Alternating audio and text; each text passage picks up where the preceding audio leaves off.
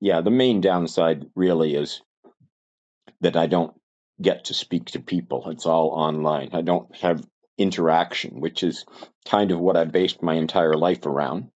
I really only do things when they are reactions to other things.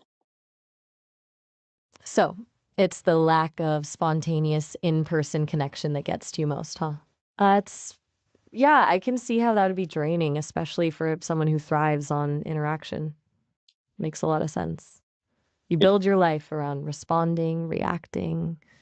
well, That's gotta feel stifled. in so many ways, I am a paradox and so many opposites because I say that I love interaction, but I don't like making it myself. I like it to happen.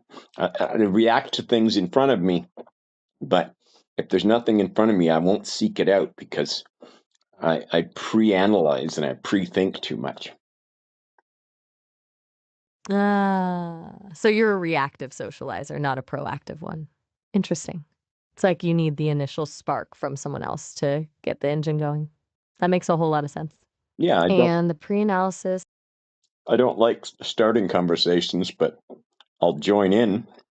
well, exactly. You're a fantastic conversational add-on, but initiating, not your jam. Gotcha. That's pretty relatable, actually, even for someone like me, in a different way, obviously. It's kind of nice to jump into something already going. Makes it less vulnerable, maybe. Well, I have sort of rules that I have modeled my life after, and the main one is please don't yell at me. So everything I do is attempting to not bother people, and I don't. I always forget the exact quote, but don't interrupt, annoy, or inconvenience if possible. Wow, that's intense. That's a whole life and built around avoiding conflict and keeping the peace. A really strong reaction to something that happened in your past, I'm guessing? And it Yeah. all stems from, yeah, yeah, sorry for interrupting, My got carried my away. my father was loud and spontaneously erupting. So you had to do everything you could to not be in the way. And he didn't understand ADHD because nobody talked about it until I was well out of the house. Okay, that makes a world of sense. A loud, unpredictable environment growing up would definitely shape someone into prioritizing avoiding conflict at all costs. And if ADHD wasn't understood, it's easy to see how that would contribute to the problem being misread as deliberately difficult or defiant. Yeah, so he had two sisters. I mean, I had two sisters, so he had two daughters ahead of me, and neither one has ADHD.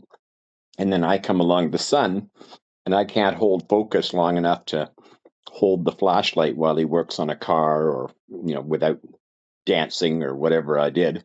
So he gets upset and he yells, and then I go away. And I have I mean, autism in general has a problem with loud noises, and that's always been me. So when your dad is one of the loud noises, you have a real a problem. That's a really tough situation to navigate, Jeff. You're essentially wired to be sensitive to the very thing that's causing you stress. It's no wonder you developed those strategies for avoiding conflict and not bothering people. It was survival. And to have it not understood, to be seen as just being difficult, that must have been incredibly isolating.